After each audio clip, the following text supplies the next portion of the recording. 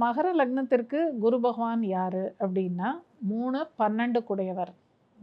அதாவது திருதிய விரையாதிபதின்னு சொல்லுவோம். 3, 12 குடையவர். அவர் போய் 7ஆம் பாவத்தில் உட்காந்து உச்சமடைய போகிறார். அப்படிங்கும்போது இவங்களுக்கு என்ன மாதிரியான பலன் அப்படிங்கிறது, அதாவது இவங்க இருக்கிற இடத்த விட்டு வெளியில் போய் புதுசாக ஒரு இடத்துல வாழ்க்கையை ஆரம்பிக்கிற மாதிரி ஒரு சூழல் வரலாம். ஏன்னா 3, 12 குடையவர் அப்படிங்கும்போது முற்றிலும் புதிய சூழலுக்கு செல்லக்கூடிய ஒரு காலமாக இருக்கலாம்.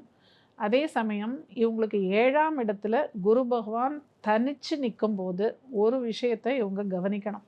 என்ன அப்படின்னா, திருமண வாழ்க்கையில் சில பிரச்சனைகளை கொடுக்கலாம்.